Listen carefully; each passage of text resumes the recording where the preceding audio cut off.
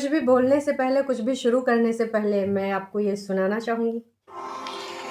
एक बात मैं बता दूं कि ताली दोनों हाथ से बजती है, बट कुछ लोगों को सिर्फ ये लगता है कि वो सही है और बाकी सब गलत है। मैं तो एकदम परफेक्ट हूँ, मेरे में तो कोई गलती नहीं है। तो ये जो एटीट्यूड होता है ना, वो एकदम गलत होता है, क्योंकि सब में कमियां होती हैं, सब में फॉल्ट्स होते हैं, सब में अच्छाइयां होती हैं। कोई भी इंसान इस दुनिया में परफेक्ट नहीं है। तो फाइनली ऋषि ने तोड़ दिया है अपना साइलेंस और फाइनली खुलकर बोल रहे हैं अपनी बीवी यानी कि ग्लैम गर्ल के लिए। ये हिमांशी का एटीट्यूड उसको किस रास्ते लेकर आया है। ग्लैम कपल नाम तो आपने सुना ही होगा और इनकी कंट्रोवर्सीज भी आप जानते ही होंगे। कभी ना कभी आपने सुना होगा, क्योंकि विगत कई सालों से इनकी कंट्रोवर्सीज होती ही जा रही हैं। कभी ग्लैम कपल हुआ करते थे, फिर ग्लैम गर्ल हो गई एकदम से, और फिर कुछ सब्सक्राइबर्स ने उनको देखा एक साथ, चूँकि बीच में कुछ चीज़ें हुई थी। फैमिली कोशिश कर रही थी, लेकिन लोगों को लगा कि भैया ये व्यूज़ के लिए किया जा रहा है। फिर लोगों ने कमेंट करना शुरू कर दिया। तो उसी बीच में दोनों का वीडियो आया, हिमांशी का और ऋषि का। दोनों ने बैठकर एक झूले पे अपना दोबारा से पैचअप की कहानी सुनाई। स्टार्ट में इसलिए बता रही हूँ स्टार्टिंग से, ताकि आप इन सारी चीज़ों को कनेक्ट कर सकें, समझ सकें। तो फिर बताया भाई कि पहले इनकी कुछ ऐसी चीज़ें थी जो ये ज़्यादा प्रायोरिटी दे रहे थे, पर इनको लगा कि हम एक दूसरे के लिए ज़्यादा प्रायोरिटी होनी चाहिए, ना कि अदर चीज़ें जो हमारी लाइफ के लिए हैं या फिर हमारे लाइफ से जुड़ी हैं। फिर इनको लगा कि हम एक दूसरे के लिए बने हैं और हमें फिर से एक बार कोशिश करनी चाहिए। खासकर इनके पेरेंट्स ने कोशिश करी कि भाई एक रिश्ता जब बनता है तो लोग पूरी कोशिश करते हैं कि वो टूटे ना। और जहाँ पर छोटी छोटी बातें मतलब अपनी प्रायोरिटीज़ को लेकर होता है, तो यार साथ रहना बहुत ज़रूरी होता है। उससे बड़ी कौन सी प्रायोरिटी है भाई, कौन सी ऐसी चीज़ें हैं। फिलहाल कुछ दिनों साथ रहने के बाद हिमांशी फिर से अपने मायके में नज़र आने लगी, और फिर से लोगों ने सोचा कि यार कुछ तो हुआ है इनके बीच में, क्योंकि फिर थोड़ा थोड़ा लोग कमेंट करने लगे। और कमेंट सेक्शन में, चाहे वो ऋषि का कमेंट सेक्शन हो या हिमांशी का, वो भाई साहब एज इट इज़ था। उसमें लोग अपनी बातें रखते थे, पूछते थे, लेकिन दोनों में से कोई भी बोलने को राज़ी नहीं था। हालांकि वो कमेंट्स डिलीट भी नहीं होते थे। तो कहीं ना कहीं फिर से सबको लग गया कि भाई कुछ तो गड़बड़ चल रहा है इस कपल में। मतलब जो चीज़ों पे इन लोगों ने वर्क किया था, क्या प्रॉपर वर्क नहीं हो पाया? क्या ऐसी वजह थी कि फिर से ये सारी चीज़ें एक बार आ गई हैं? तो आज फाइनली ऋषि ने चुप्पी तोड़ दी है, और चुप्पी तोड़ने की वजह है उसके पेरेंट्स के ऊपर उठी उंगलियां।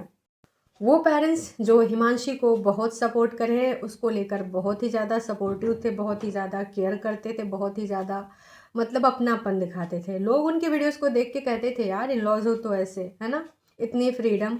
वो जैसे अपनी ड्रेसेस पहनती थी वो वहाँ पर भी वैसे ही पहनती थी। मतलब कुल मिला के जैसा एक लड़की को चाहिए होता है ससुराल, जिसका ड्रीम ससुराल कह सकते हो, वैसा वहाँ का रहन सहन था। फिर ऐसी क्या चीज़ें हुई कि फिर से ये दोनों ने अपने रास्ते अलग कर लिए। ऋषि की बातों से काफ़ी कुछ स्पष्ट हो गया कि भाई साहब यहाँ पर ट्रोल किया गया है और उसकी कुछ वजह हैं। क्यों ट्रोल किया गया है वो भी हम बता दे रहे हैं। यहाँ पर ऋषि के ऊपर स्टैंप लगने लगा कि भाई तुम कौन हो? तुमने तो किसी के फेम का फ़ायदा उठाया है, तुम्हें तो कोई जानता भी नहीं था, तुम दूसरे की वजह से जाने जाते हो। ऐसा कई बार होता है कि पहले से अगर लड़का फेमस होता है और किसी लड़की को लेकर आता है, फिर उनके बीच में मनमुटाव होते हैं, उनका रिश्ता नहीं चलता है, तो यही भी कहा जाता है कि भाई साहब हमने इनको प्लेटफॉर्म दिया, हमने इनको एक नामी गिरामी चेहरा बनाया, हमारी वजह से ये जाने जाते हैं। तो ऐसी कुछ चीज़ें ऋषि को सुनने को मिल रही थी। जब तक ये सारी चीज़ें ऋषि को सुनने को मिल रही थी, ऋषि कुछ ज़्यादा खास नहीं कर रहा था इन सारी चीज़ों पे। लेकिन हद तब पार हो गई जब उसके पेरेंट्स के ऊपर आ गई बातें। पेरेंट्स को ट्रोल करने लगे, पेरेंट्स के ऊपर उंगलियां उठने लगी, और कोई और नहीं, इशारों इशारों में ऋषि ने बहुत कुछ कह दिया है। आपको मैं कुछ सुनाना चाहूँगी, शायद इसको सुनने के बाद आपको काफ़ी कुछ क्लियर हो जाए। हाँ जी। मैं कहना चाहूंगा कि भैया पहले आप जाकर उस चैनल को देखिए, उस चैनल की ग्रोथ कहाँ से लेकर कहाँ तक हुई है। और वो पता है अकेले इंसान की ग्रोथ नहीं है, उसमें पूरी फैमिली जुड़ी हुई थी, मेरा पूरा परिवार जुड़ा था, जो कि आप सब देखते थे, आपको व्लॉग्स पसंद आते थे, तो फिर ये स्टार्ट हुआ था। तो कोई भी इंसान अकेले इस दुनिया में कुछ नहीं कर पाता है। फैमिली बहुत सपोर्टिव थी हर चीज में, ऐसी कोई दिक्कत नहीं थी, कभी कोई इश्यूज नहीं क्रिएट करे गए। You are absolutely free to do anything you want. और Yes. इस बात की भी फ्रीडम मिलना, जब कोई इंसान किसी और के घर पे आता है, और इतना प्यार मिलना और इतनी रिस्पेक्ट मिलना, इतना प्यार मिलना कि अपने रियल बच्चों से भी ज्यादा प्यार करना। फिर उनको एक दिन देखना पड़ता है कि उनके ऊपर ही इतने बुरे इल्जाम लगाए जा रहे हैं। खैर ये तो हमने देखा है, और एक्टिंग कोई ज़्यादा दिन तक नहीं कर सकता। अगर ऋषि के पेरेंट्स एक्टिंग कर रहे होते, अच्छा होने का ढोंग कर रहे होते, तो वो पता चल जाता है। हमने देखा है ऋषि की बहन के साथ वो जैसे रहते हैं, एक बार बहन के लिए ज़रूर टोका टाकी कर देते हैं, पर हिमांशी को लेकर कभी भी टोका टाकी नहीं हुई है। और सेपरेट उनका पूरा था प्लेस। नीचे वाला फ्लोर पे वो लोग रह रहे थे, ऊपर वाले पे फ्लोर पे ऋषि और हिमांशी रह रहे थे। उनका हर एक चीज़ खुद का था, आप सब ने देखा होगा। लेकिन यहाँ पर इतनी पर चीज़ें नहीं रुकी। बुरा बिहेवियर करा जा रहा है जस्ट बिकॉज कि आपके वो राइट्स हैं, जस्ट बिकॉज क्योंकि आप एक लड़की हो तो आप कुछ भी कर सकते हो, और लड़कियों की तो बात सुनी जाती है, लड़कों की सुनता कौन है। तो जस्ट बिकॉज आप लड़की हो, आपके पास राइट्स हैं, तो आप कुछ भी बोल दोगे बिना सोचे समझे कि दूसरे की लाइफ में क्या इम्पैक्ट पड़ेगा, उसको क्या प्रॉब्लम्स फेस कर। यहाँ पर बात बोली जा रही है हिमांशी को लेकर। आई नो कि हिमांशी की कुछ चीज़ें ऋषि को पता चली हैं, और तब से ये सारी चीज़ें ऋषि को बहुत ही ज़्यादा हर्ट करने लगी, और ये अपने आप को चाहकर भी नहीं रोक पाया सोशल मीडिया पर आके अपना पॉइंट ऑफ व्यू रखने से।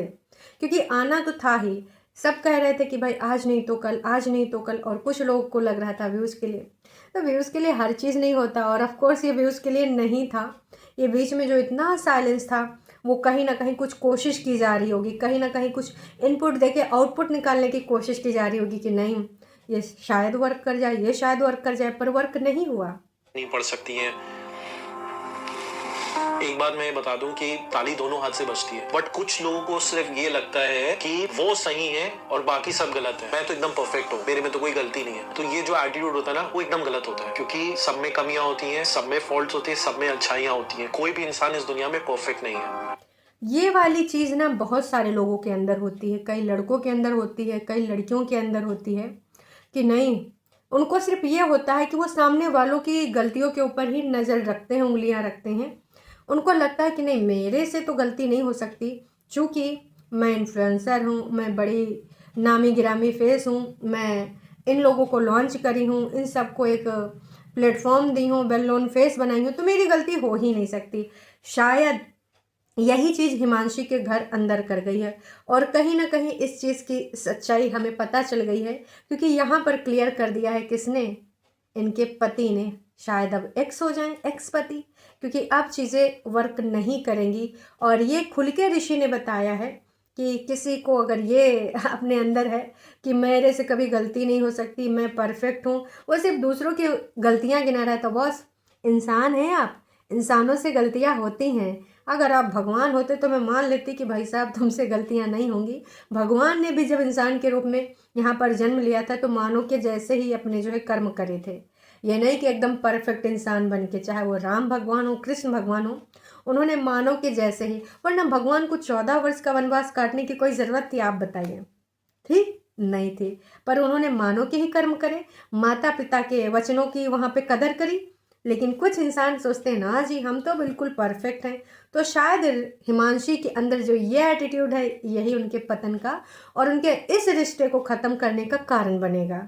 इतना ही नहीं, हमें तो ये भी पता चला, ऋषि ने स्पष्ट शब्दों में बोला कि हमारे पेरेंट्स जिन्होंने ऊंची आवाज़ में कभी हिमांशी से बात तक नहीं करी, और आज उनके ऊपर इतने गंदे गंदे बड़े बड़े ब्लेम्स लग रहे हैं कि हम सोच ही नहीं सकते। इनका कहना है कि मेरे पेरेंट्स बहुत ही ज़्यादा टूट चुके हैं, और ये चीज़ मुझसे देखी नहीं जा रही है, और ना ही मैं बर्दाश्त कर पा रहा हूँ ये चीज़ें। भी उसके ऊपर ब्लेम्स लगाए जाएं। आज से ऊंची आवाज में बात तो करी नहीं उन्होंने, फिर उनके ऊपर गंदे ब्लेम्स लगाए जाएं। ऐसे ब्लेम्स की मैं अभी यहाँ बोलना प्रेफर नहीं करूंगा, लेकिन मेरे को ये समझ नहीं आ रहा कि ये सब करने से पहले एक बार भी दिमाग में नहीं आया कि किसके खिलाफ ये चीजें बोली जा रही है। एक बार भी दिमाग में नहीं आया। मतलब मैं इतना शॉक्ड था। अगर चाहता ऋषि तो यहाँ पर वो सारी चीज़ें बोल भी सकता था जो ब्लेम लगे हैं, पर वो इसको गंदे लेवल पे नहीं ले जाना चाहता है। और इससे पहले जो इनके बीच में मनमुटाव हुए थे, कभी भी इन्होंने अपना वो लेवल नहीं दिखाया जो कि हमने देखा है, और यहाँ पर एक्स कपल करे हैं यूट्यूब पर इनका रिश्ता बहुत ही अच्छे ढंग से, वो जो भी ब्रेक था बीच में जो इन लोगों ने ले रखा था, कीचड़ वाली और गंदगी वाली चीज़ें कभी भी एक दूसरे के ऊपर नहीं उलझी। लेकिन इस समय हिमांशी के द्वारा किए गए डायरेक्ट इनडायरेक्ट वार या फिर जो भी उनके द्वारा बातें निकल के सामने आ रही हैं, कहीं ना कहीं ऋषि को बहुत ही ज़्यादा आहत कर रही हैं। लेकिन फिर भी ऋषि अभी भी अपने शब्दों को बहुत ही कंट्रोल करके बोल रहा है।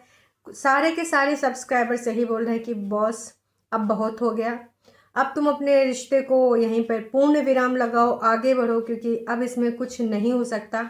जहाँ पर एक इंसान को ये लगने लगे कि वो परिपूर्ण है, उसमें कोई गलती ही नहीं, तो यार हम सब में, इवन ऋषि के पेरेंट्स में भी, ऋषि में भी, हम सब में, इस इंसान जितने भी इस गोले पर हैं, सब में कोई ना कोई कमी होगी। कोई परफेक्ट हो ही नहीं सकता। अगर वो परफेक्ट है तो वो इंसान ही नहीं है ना, वो भगवान है, और भगवान तो यहाँ पर कोई भी नहीं है। मतलब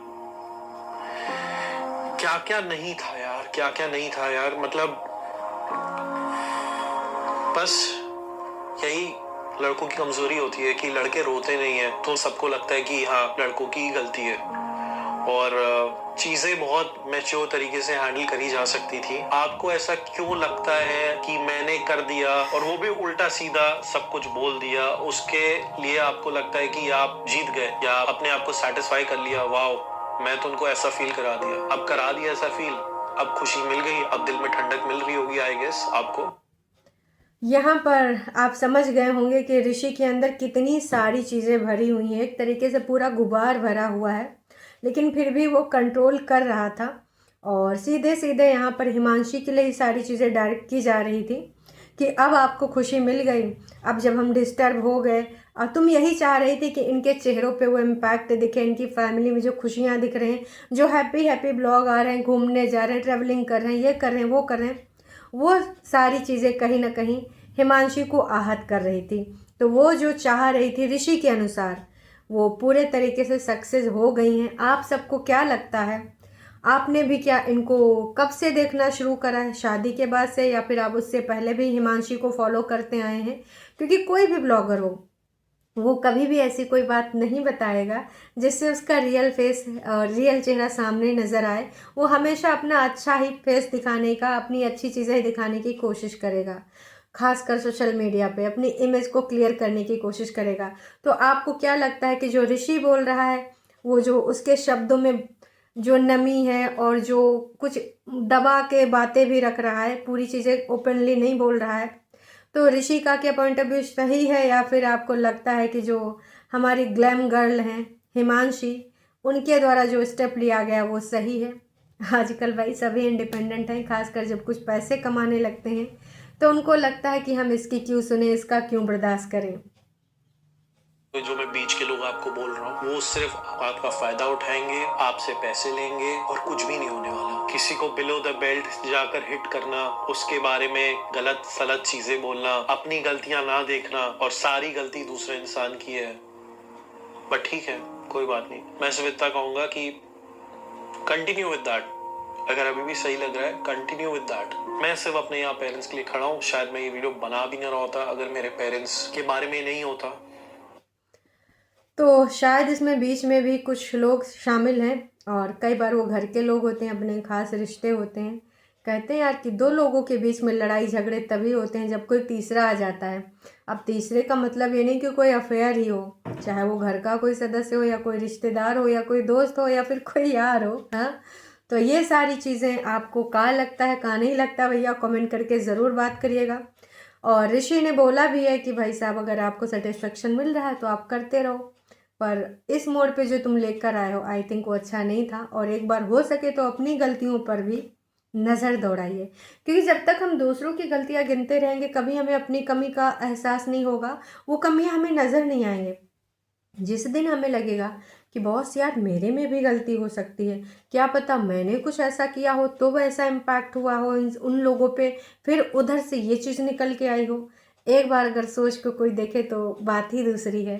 कुछ भी बोल दे, हमेशा सच्चाई की जीत होगी। अपने आप को कभी किसी से कम ना समझना, और अपने अंदर जो एटीट्यूड है ना, वो एकदम जीरो रखना। चाहे जितने लेवल पे भी पहुंच जाओ, चाहे जो भी उखाड़ लो इस दुनिया में, एक तो यहाँ पर बाद में ऋषि ने कुछ ज्ञान की बातें करी हैं कि कैसे रहना चाहिए, कैसे नहीं रहना चाहिए, किसी की तरह ईगो में नहीं आना चाहिए। आपने कितना भी नेम फेम कमाया हो, लेकिन हमेशा धरातल पे रहना चाहिए, ज़मीन पे रहना चाहिए। चलिए जी, अभी के लिए इतना ही। अब आपको क्या लगता है क्या नहीं लगता, कमेंट करके अपनी प्रतिक्रिया दे सकते हैं। उचित शब्दों का यूज़ करिएगा, ऐसी भाषा का यूज़ करिएगा जो कमेंट में रखी जा सके। चलिए जी, अभी के लिए इतना ही। Tata bye bye.